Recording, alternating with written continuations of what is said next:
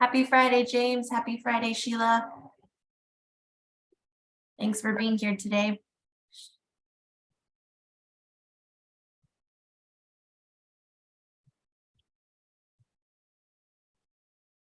Hello, can you hear me? Yes, we can hear you. Okay, thank you.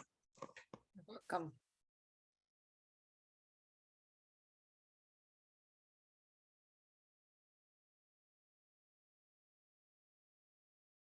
Hey, James, how are you? Doing great. How are you? I'm good. So happy to see so many people. This is wonderful. Happy New Year. Happy New Year. I'd play the Tiny Habits children's songs that they have on Spotify, but they're kind of ridiculous. So if you want to have fun and you want to, they've actually made music to help people get inspired about their habits. I'll have to check it out. Yeah, it's fun. I gotta step away so I can get some note paper. Yeah, everybody should have paper and pen, and in the chat are the Tiny Habit recipe cards that we'll use later in the but it'd be great if you just have any kind of paper, any kind of pen. And if you don't have the ability to download the habit card, that's okay. You can take a picture. It's fairly simple, but it is there for your use.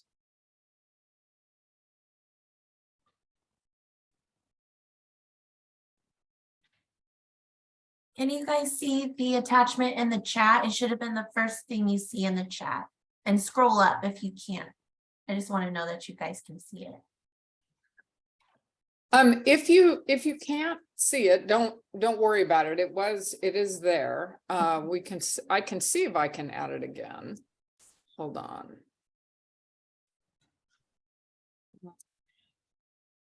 I added it in.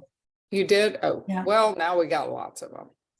Oh, there we go. Just in case we have more. You're full of recipe cards. Thank you guys for letting us know. All right, it's 11 a.m. So we're going to go ahead and get started here. So welcome everybody and thank you for joining us for today's webinar. We will be presenting Tiny Habits, Hack Your Life with Small Changes by Sharon Violini. Just a little housekeeping before we get started. This session is being recorded. At the end of the webinar, I will provide links for accessing the recording in the chat, so please stay tuned. To ensure a high quality recording, all attendees are encouraged to mute your mic. If you have any questions during the presentation, please type them into the chat box in your Zoom control panel. We will get to them at the end of the presentation if we have time. Now, without further ado, Sharon, please take it away. Hi, everybody. Happy New Year. So glad you're here. Seems kind of timely when you talk about habits and you talk about the new year and reflecting on what you did well and what you want to change. You know, it's January. And you know, what's really interesting about this is I just listened to a Brene Brown talk about habit development with on her podcast. And she interviewed someone about the inability to change. What happens to us? Why do we make resolutions and statistically out of 100% of us, 92% fail? And why is that? And it's perfect that you're here today because it's mid-January. So think about what you started, what you want to stop, start, and continue. And really, I'm going to give you a formula as a Tiny Habits coach. I can give you BJ Fogg's celebration handout, which is in the chat, and I can also provide you the recipe card so that you can make your own habits. And we'll talk about the importance of starting small, and we'll just try to generate some ideas to get you started. Now, you might want to have pen and paper so you can actually participate and write down what you're Okay, so can someone send the link again? Well, we've put it in twice, so why don't I can put it in the end Or Marissa just put it in again. So without further ado, let's talk about why tiny habits. It's important to go ahead and to start small. So neuroscience, it's about preloading your decisions because your brain is like a cell phone battery and it uses a lot of energy and you've got a lot on your plate. You know, a lot of us work, we have families, we have a lot of competing interests. So the more we can narrow our decision-making down, the better off we're going to be. And if you look at the next slide, we have Steve Jobs, and he always wore the same thing, you know, black denim tennis shoes. If you look at President Obama, he always wore the same kind of suit because it was a way that he could make a decision and he didn't have to expend any energy on it. So when you think about your car keys, how many of you know where you put your car keys in the same place? Or what is an automatic thing that you do and you don't even think about? Like where you put your cell phone or where you put your scissors or when you have a staff meeting. These types of, right, hang them up on the door. You have a key location. Somebody else says, drop them in my dish. All of those things help you save energy so you can find them. Car keys go in the same pocket of my purse every time, attached to my purse. They go in the same with my work glasses. So these are things that can actually help you in your daily life. So what's a tiny habit? A tiny habit is when you make a very small change. And I'm talking ridiculously small, okay? Because that'll enable you to be successful, which will make you happy. So why is tiny mighty? All right. It increases productivity. Studies have shown this. As I said, it reduces brain drains. So you know where things are and you're not running around looking for them or exhausted because you haven't completed a task. It enhances the likelihood of success, which creates endorphins, which makes you more positive, happier, pleasant to be around. So the ABCs of tiny habit, you want to anchor the moment, okay? That means you have a prompt or a cue. We have a behavior, whatever that behavior is. And then we're going to celebrate the new habit. Now, this may sound really simple, and it's meant to be simple, and it's meant to not rely on motivation. So you don't have to worry about that motivation waning and you failing, because it's really about the prompt or the cue, the behavior, and the celebration. So I'm going to give you some examples. So after I anchor, then I have the behavior. So here's an easy one. After I brush my teeth, I will floss one tooth. After a Zoom meeting, I will save the chat. So I don't know how many folks are new managers here. So yeah, keep it simple. So I've got some examples for some new managers. After I sit down for breakfast, I will open my calendar app and review the day's agenda. Here's another one. After I walk into the office, I will smile and greet each person. You know what's great about that is that you're not looking at the phone. You're building that connection with your colleagues. And that's always a good thing. You know, after I close my lunchbox, I will put on my walking shoes. Yes, and Maria says it creates positive energy. So that's for new managers. Now, who has an issue with sleep? Okay, if you have an issue with sleep, I'll give you a couple of these, and then we'll go into how to make a habit. After I hear my alarm in the morning, I will get up without hitting the snooze button. Or after I see it's past 3 p.m., I will drink water instead of coffee or have a caffeinated beverage. After I see it's past 8 p.m., I will put my electronics in the other room to reduce screen time. So Yvonne says she only hits the snooze twice instead of 3 times. That's a wonderful habit. All right, so let's talk about the recipe design. And as I said, it's existing, routine, anchor, tiny habit. And these are some examples of some prompts, because what we're going to get into is you're going to create your own tiny habit. Okay, so you can do them morning, afternoon, evening. You can do them whenever you want. You can go ahead and take a screenshot of this to help you. I want to talk about, before we go into habit development, it's really important to talk about prompts and cues and pairing. And the reason is because you don't want to set yourself up and create a prompt in the kitchen and the habit in the garage. They need to be in the same location. So Allison says she wakes up on time and missed taking the screenshot. So Linda, Linda missed the screenshot. So Marissa, can you put the tiny habit recipe card back up again? I'd appreciate it. So let's go back to looking for prompts or cues that really make sense and what a starter step is. So a starter step is, let's say you want to have an exercise habit, but you need that starter step. So believe it or not, I had one client, because I'm a coach, that actually they slept in their gym clothes.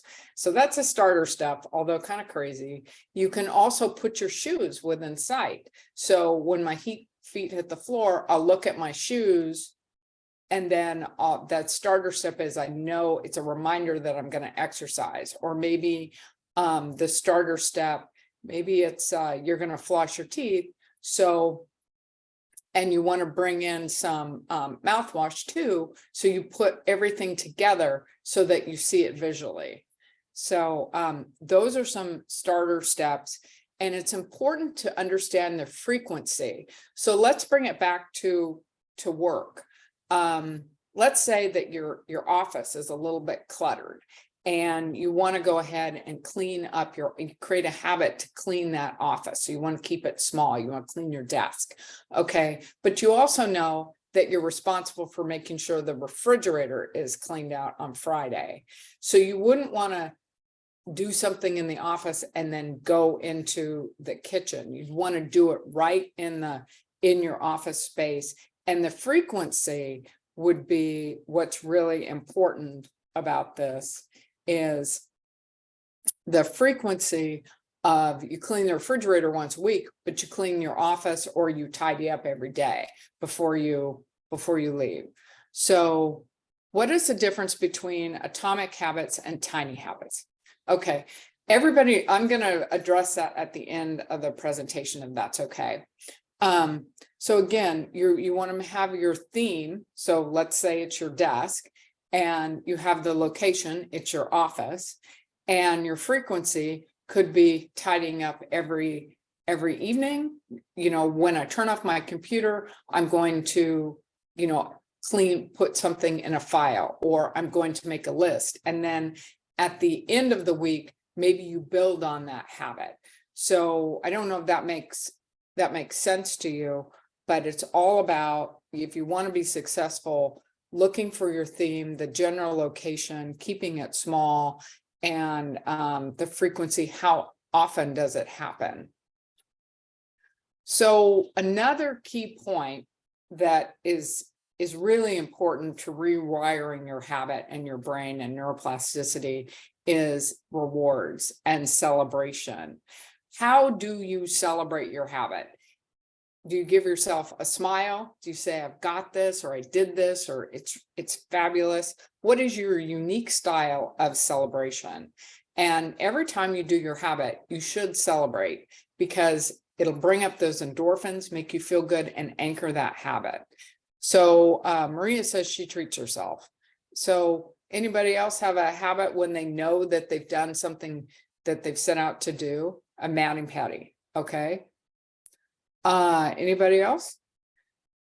Here's some examples, because it should be like chocolate. I love that. So fist bump, smiling in the mirror, humming your favorite song, giving yourself a high five, thanking your spiritual guide, do a happy dance. That's right. Ribs, all of those things, whatever you can do, make a list. So, it says I like the list. So celebration should happen immediately to really anchor that in. But let's say that you've done something really big and you want to celebrate, those big things like having ribs. If it's immediate, that's great. I email or text a friend who gives me kudos. And what's so interesting about that is you look at like the Peloton. Peloton has its remote, but they have like a high five feature on it. So when somebody meets their goal or they want a high five, so it brings that positive energy that makes people want to exercise. So you journal about it. You let your friends know and buy a cupcake. All right. Anything else? That's right. Just savor the moment. Really enjoy the moment. Congratulate yourself in your mind. Raise my hand and say woohoo. That's one. These are all fabulous. And what's so important about celebrating yourself and what you've set out to do is the Tiny Habits folks did a study and they found that 51% or over 51% of people who celebrated their habits actually were able to accomplish them long-term and build on them. So now we're going to have a little bit of fun. We are going to create our habits. And I put in the chat, but really you can write this out. And if you have any questions, you can let me know. I want to use a little bit of time since there's so many of us. Just write in the chat maybe what your habit is. After I blank, I will do something, the tiny behavior, and I will celebrate. So again, after I floss one tooth, I will, celebrate, or after I brush my teeth, I will floss one tooth and I will celebrate. Or after I look at my clock at night, I will turn the clock around so I don't see it. That could help with a bedtime habit. I have some examples of staying focused. So I'm going to be quiet for a minute and I'm going to let you guys create some tiny habits. And if you have any questions, put them in the chat and I'd be happy to address those questions, or if someone wants to share their habit, what they're thinking, maybe something they've been challenged with and they think by starting small, it will help.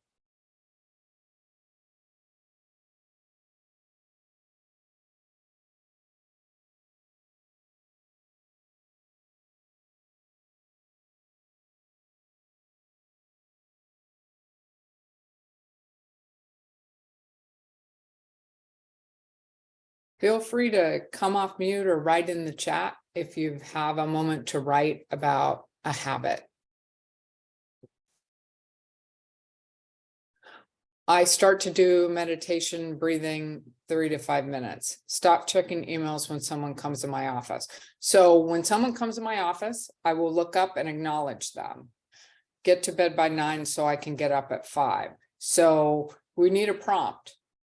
So think of the prompt, and then what's gonna, before I make my bed, I will take 20 minutes to read my Bible at the desk. After I wake up, I will brush my teeth and I will kiss my puppy. After I finish dinner, I will do the dishes and then I will congratulate myself. So the prompt would be before I go to bed, I will prep my clothes for the night before. After I get up from my desk, I will stretch and do the happy dance.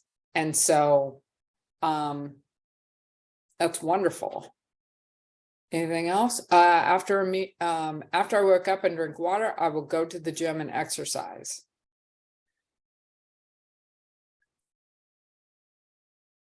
After I get off work, I will go on a walk and then I will high five myself. After I hear 7:30 alarm, I will get out of bed and give myself the thumbs up. After I take the clothes out of the dryer, I will fold them and put them away. then I will feel accomplished. That's really interesting because if you go back and you think about Admiral McCraven, I don't know if you've heard his speech at Texas A&M, but it's a very famous speech, and he talks about make your bed and how important that is to feeling accomplished. And that comment just reminded me of Admiral McCraven. After I log off at work, I will email responses for leaving work. After I take notes for a meeting, boy, you guys are really fast. I can't read them all. So does anybody have any questions regarding the tiny habit method and why it works? And says, after I leave the office, any reason I will take a long way, then I will tell myself, good job, you rock. After I work out, I will take a shower and celebrate. Wonderful. So let's talk about meanwhile habits. What's a meanwhile habit? A meanwhile habit is really about doing something, using that little bit of time to accomplish something you want to do. So, and so I'm going to answer your question, Deborah, in just a minute. So the tiny habit is let's say you want to read more books. And so one way to do that, and you don't have a lot of time, but you have a 20-minute commute. Maybe you get audiobooks. So while you're driving, you listen to an audiobook, or while the water's warming up, either while you're doing the dishes or you're waiting for the shower to warm up, then you what you do is you take some deep breathing. One form of meditation actually, and that can actually help bring your heart rate down, is either by, when you wash your hands, or you just take your hands and put them together like so, having that connection. So maybe you are you're washing the dishes and you do some breathing or some meditation while you do that. So so Nancy says that she puts the dishes away while her coffee's brewing. Great meanwhile habit. Stretch while reading. Great habit. What's interesting about that one, I'm just going to bring it up, is James Clear talks about multitasking and the myth of multitasking. There's only 2% of the population who can successfully multitask. And in another training next month, I'm going to talk about that. You can YouTube it and you can try his exercise on the myth of multitasking, and you can find out if you're one of those 2%. So I can't, okay. So I'm going to give you the summary of this. Is basically tiny habits is about starting really small, because if you start too big, you're going to, chances are you could fail. If you keep it small, and even if you can't do something small, like I had a client that wanted to drink more water, and she thought that she could just pick up the habit and start drinking 70 ounces of water a day. Well, it didn't work for her. So we cut back, we made it smaller. What about having a bottle of water? Make it smaller, make it tiny, adjust. If maybe the anchor or the prompt isn't right, the cue, and start small, start with only 3. BJ Fogg recommends only 3. So once you get them down and you build on them and they become part of your routine, then you can add more and then really celebrate. So before I go on, I want to see if there were some questions. So Atomic Habits was written, I think, by James Clear. And BJ Fogg doesn't really go into the difference between the atomic habit and I'm a tiny habits coach. So it's really about just his study. He runs the behavioral science lab at Stanford University, and his students has used this method to help hack habits. And to actually, some of his students, they created Instagram, They've created other types of apps. They're working on one right now that we're involved with, and it's all about those tiny moments and really not relying on motivation, but relying on his formula, which he says is proven, and he's used it with over 400,000 people. And if any of you are interested, you can go ahead and for no cost, you can go ahead and do a Tiny Habits week. Just do Tiny Habits, Google Tiny Habits or do tinyhabits.com, and you can participate, and they'll set you up free with a coach who will text you. I've actually done it. So you can say what your aspiration is, what you want to do, and then they will help you guide your habit. And so that's a free service through the Tiny Habits Academy. And so I leave that with you. So let me see, blue suggest alarm clock. All right, so let's see. There were some questions in here that came up.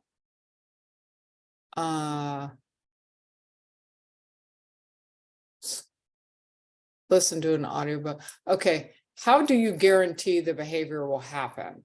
I'm trying to work exercise after each day. When I get home, I get distracted with dinner and I'm pulled away from my kids. Okay, the way to start is small. And so maybe your exercise program is too big. So could it be, when I walk through the door, I'm going to put my purse down and do, I kid you not, 1 push-up.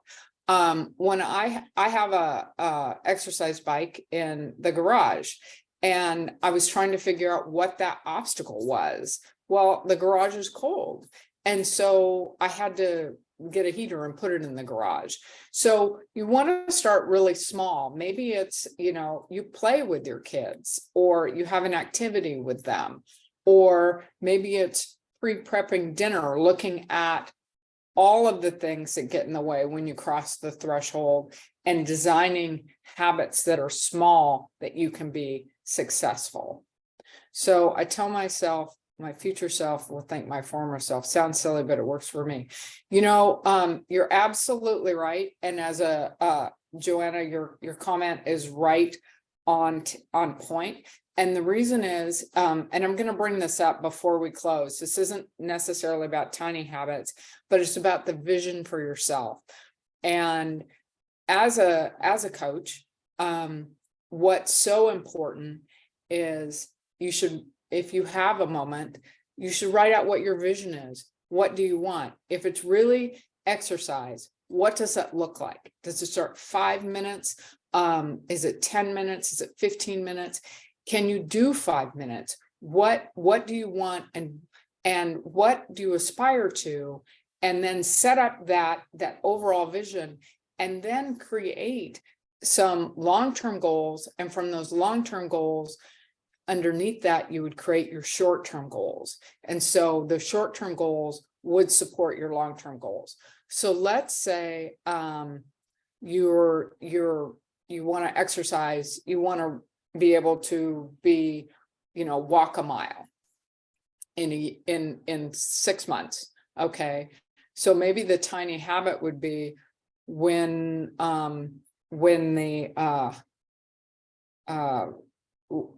walk through the door, I will put on my tennis shoes and say, hey kids, let's walk down the block and back. Or I will, whatever that is, whatever your habit is, to support your vision. And what Joanna says, my future self will thank my former self. So what you could do is you could actually, in your visioning, go out and ask your older, wiser self, if I were to accomplish this, what would it look like? How would I feel? Would I feel like I'm in better shape? I have more energy. What are the benefits of doing that? And so through that reflection, then you can come back, and maybe that will help you in your aspiration. And so those are just some things to think about. I know that's kind of coachy and not so much, tiny habit, but it's really about what do you want, when do you want it, and can you create tiny, mighty micro steps to help you get there, and then at each milestone celebrate that success. And I'm going to leave you with my favorite habit is the Maui habit, and it's really about, after I wake up and put my feet on the floor, I'm going to say it's a great day.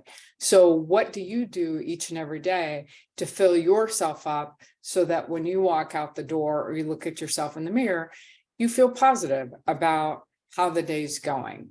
So yeah, good morning, happy Friday. Not looking at your cell phone, connecting with your coworkers.